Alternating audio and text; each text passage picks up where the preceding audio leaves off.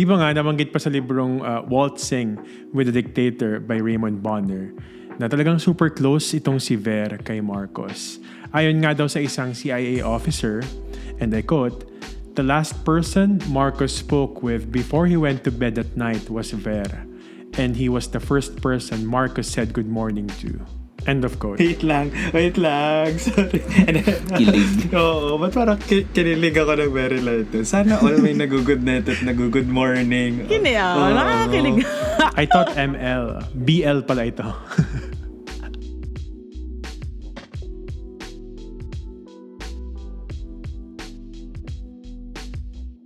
Welcome to Podcast, Conversations in Philippine History, Politics, and Society. Ako si Bro. Ako si Lee. Ako si Aaron. At ako si Vec.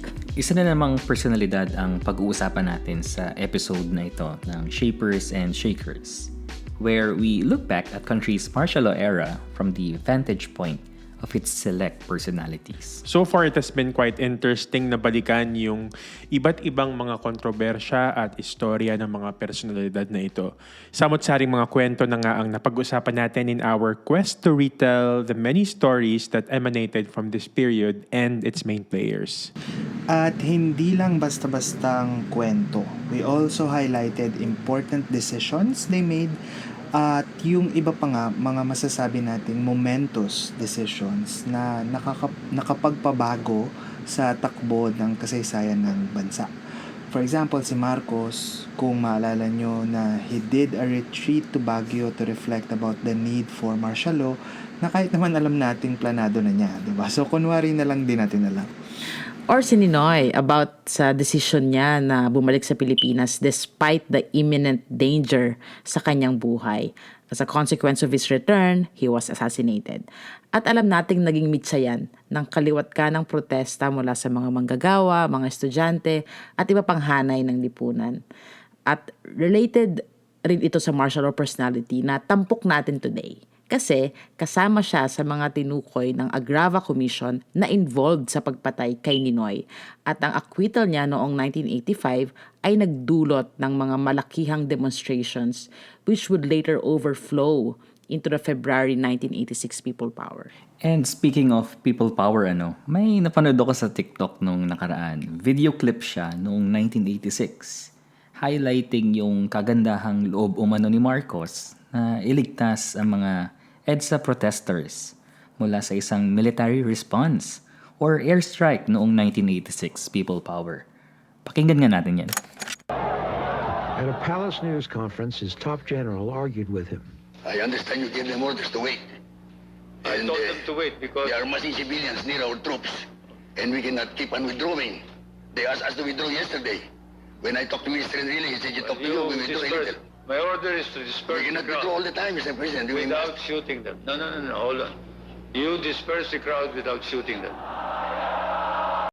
So that scene was from a television conference after the eventful snap elections of 1986. A critical moment that sparked feelings of unrest and the need to topple the Marcos dictatorship, leading to the people protesting in EDSA. In the clip, Marcos Sr. refused to respond in violent terms and insisted on dispersing the crowd without shooting, despite his chief of staff, General Fabian Ver, insisting on the former. In other words, papuputokan dapat yung mga nasa EDSA. So, are you saying mabait si Marcos? Hindi rin. Well, Hindi rin. Kasi ayon sa UP Third World Study Center, verified na may order na paulanan ng bala ang mga protesters. Ayon rin sa official gazette, there was a kill order to attack Camp Crame kung saan nagstay yung mga bumaliktad na Defense Minister Juan Ponce Enrile at Constabulary Chief Fidel Ramos noong mga panahon na yon. At kung maalala natin, hindi lang ito natuloy dahil na rin sa paglabag ng ilang military officials sa chain of command kasi ayaw nilang madamay yung mga sibilyan. may mga declassified information citing Marcos Sr. ready to defend himself against the imminent rebellion. May mga nakalap ring information ang Vera files about dito. For instance, in a radio broadcast, Marcos Sr. said that, and I quote, "We'll wipe them out. It is obvious that they are committing rebellion." End of quote. In a declassified telegram, as reported by then U.S. Ambassador Stephen Bosworth, And I quote, Marcos said he will do everything he can to prevent violence, but when it comes to our lives, I will defend myself. End of quote. Unfortunately, no, the clip has been shared a million times na rin pala sa Facebook, like YouTube at iba pang mga social networking sites, which gives us an idea how massive this information campaign is. May naipanalo pa ng presidente, remember? So are we saying na si Ver yung masama? So, ayan, malalaman natin yan today dahil ang topic ng ating podcast ay ang buhay ni General Fabian Ver, the so-called right-hand man of Marcos Sr. At gaya ng iba, marami ring shaper and shaker decision sa buhay itong si General Ver. No? At ang mga yan ang pag-uusapan natin sa pagbabalik ng podcast.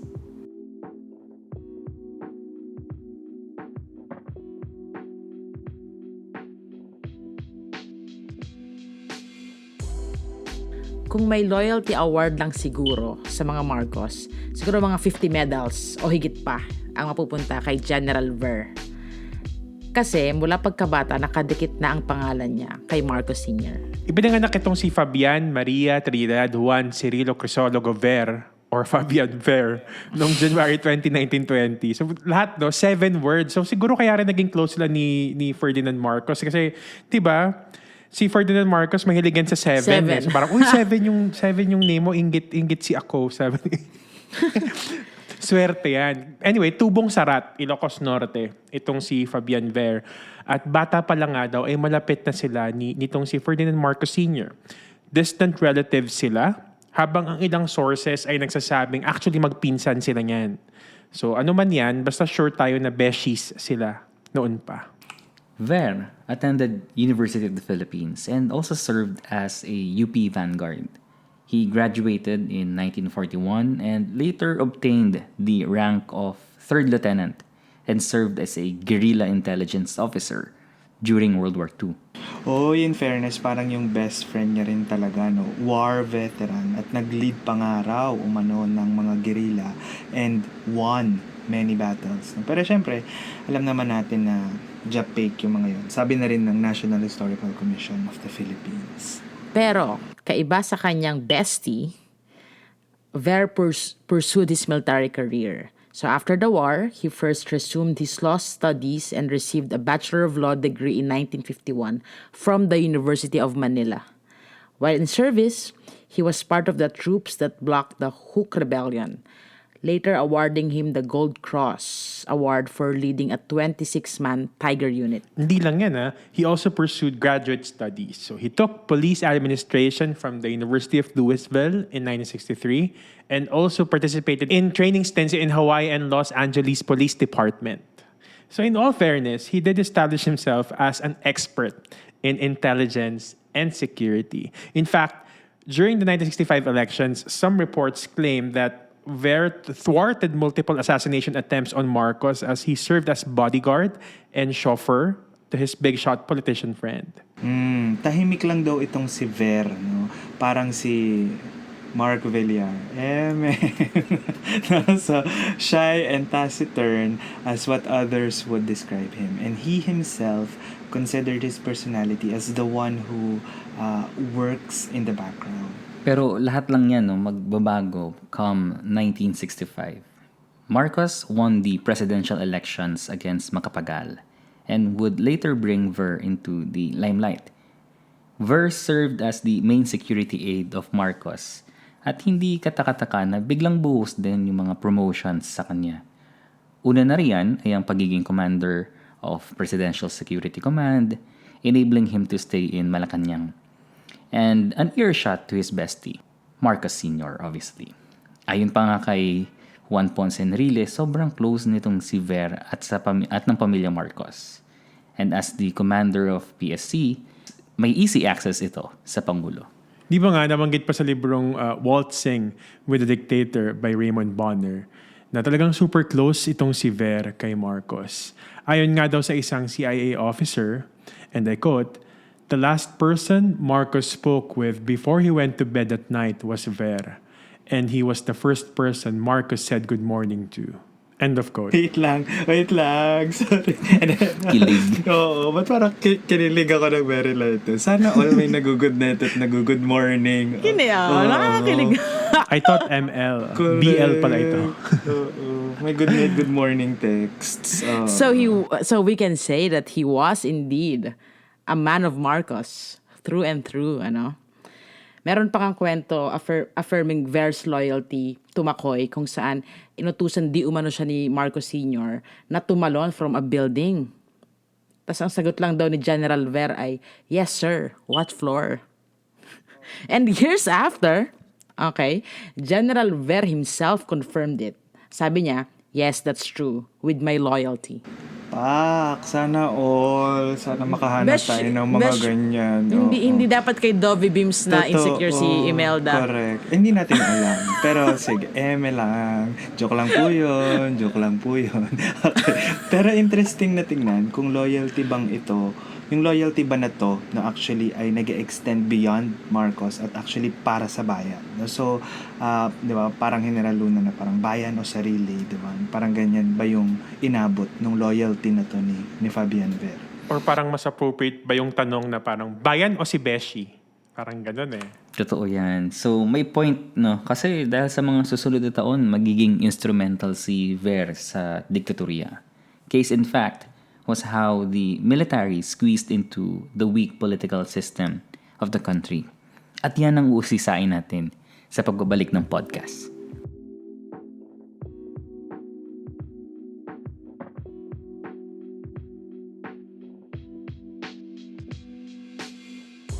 The year 1981 was momentous for Ver, as it was the year when Marcos Sr. appointed him as the Chief of Staff of the Armed Forces of the Philippines, the institution that grew exponentially since the imposition of martial law in 1972.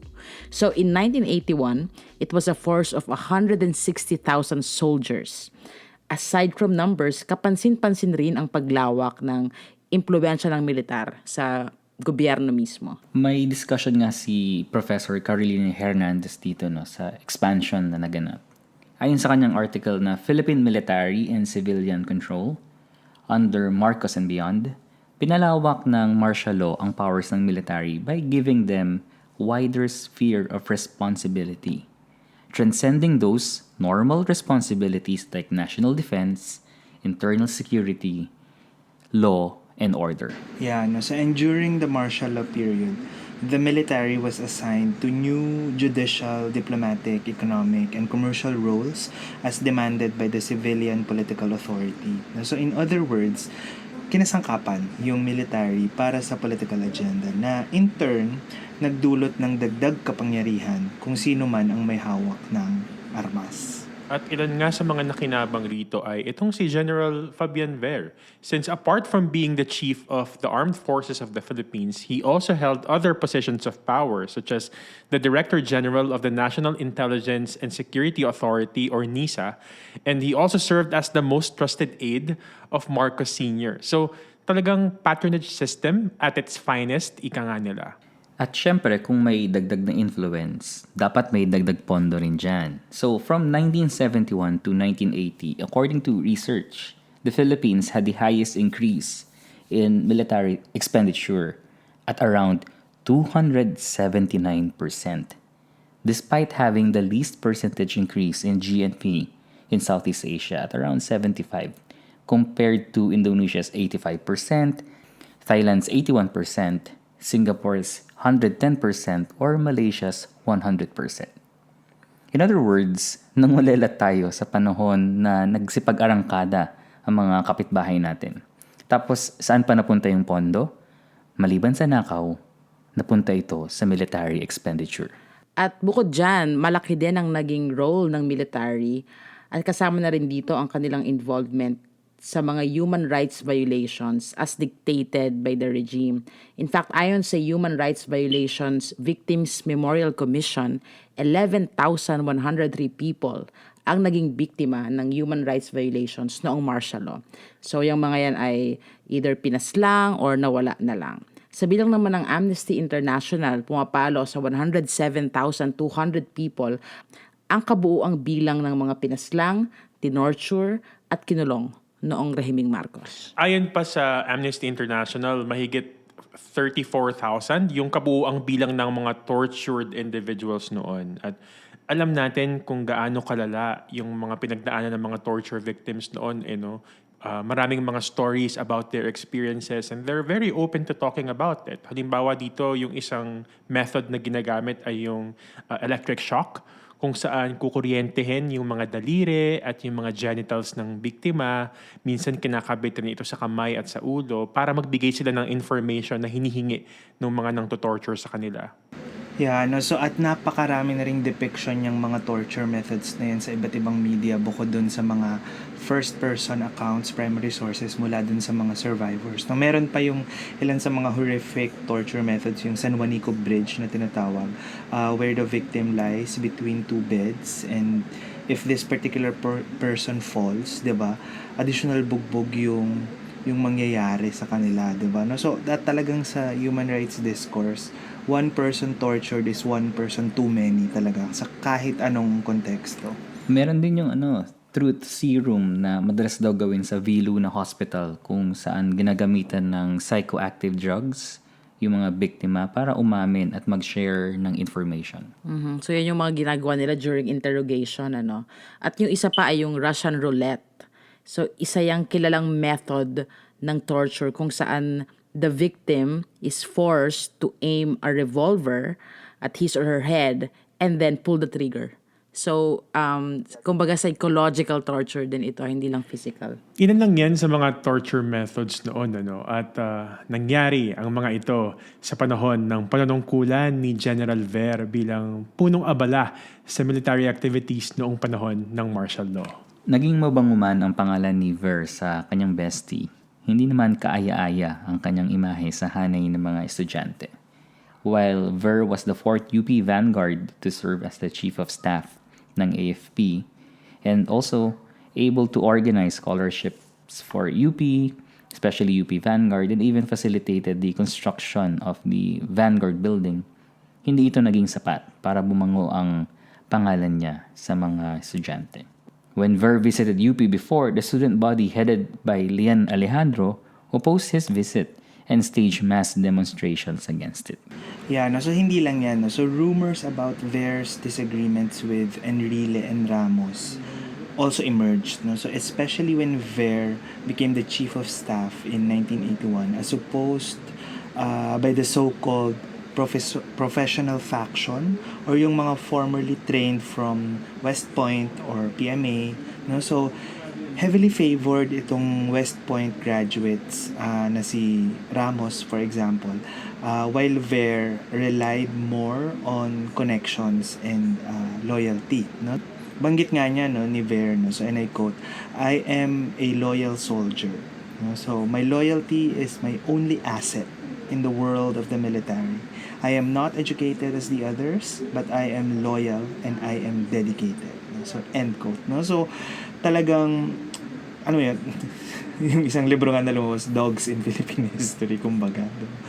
We shout out sa ating kaibigang si Ian Alfonso sa kanyang book, no? Dogs in Philippine History. So sa mga taong ring ito, hindi naging maganda ang imahe ng military dahil na rin sa pagkakasangkot ng ilang top brass officials sa mga political issues, gaya na lamang, syempre, nung pagkakapas lang kay Ninoy Aquino. At sentro sa kasong ito ay si General Fabian Ver, since he allegedly participated in the assassination plot. Which prompted him to take a leave of absence due to such accusation. At matatandaan na siya rin ang Director General ng NISA na nawala rin kasabay ng kanyang pagkakasangkot.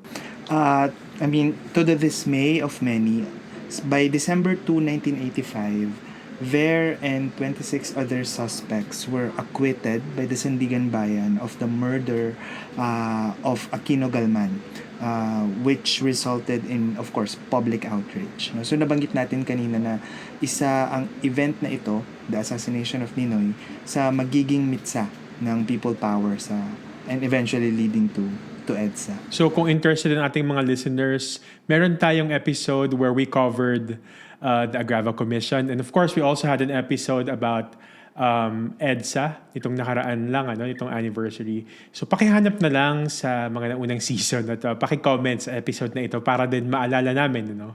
Maraming salamat. So yung tanong, sangkot ba talaga si Ver sa pagpatay kay Ninoy?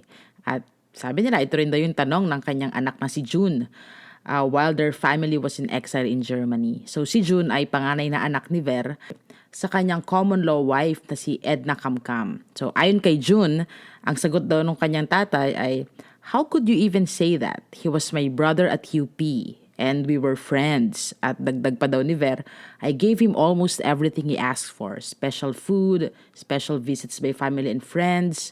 We even allowed him to get out from time to time."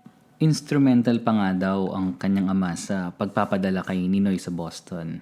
Ani ni June, banggit ni Ver, and I quote, "I pleaded his case to President Marcos while Ninoy was at the heart center."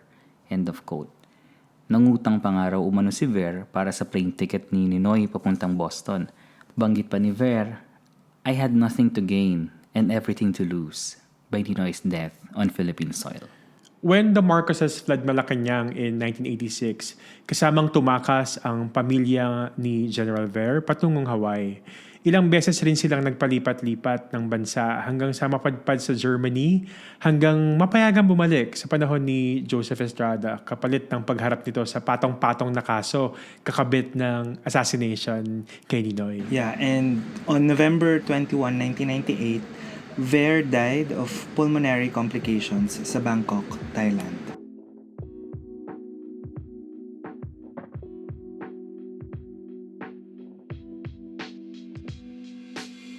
Hanggang sa kasalukuyan, wala pa rin hustisya sa pagkamatay ni Ninoy at wala pa rin verdict sa marami pang human rights cases against the Marcoses kung saan malaking parte ang ginampanan ni Ver bilang Chief of Staff ng AFP. Pero para sa kanyang anak na si Juana, na kapatid ni June, may responsibilidad ang lahat na huwag malimot ang mga human rights violations noong panahon ng martial law. So itong si Juana, highly active ito sa pag-document ng mga human rights violations noong diktadurya. So it's very interesting that it's someone, a descendant of someone who is culpable during that time na gumagawa ng paraan para mailabas itong mga human rights violations noong panahon na ito. At siya mismo humingi siya ng tawad sa mga biktima ng Reming Marcos. At maaari, mga biktima rin ng kanyang ama. Yeah, so kaiba ito sa statement ng kanyang kapatid na si June saying that dapat magpatawad ang isa't isa para sa bayan. Dahil para kay Juana, walang duda na sangkot ang kanyang ama sa mga human rights violations.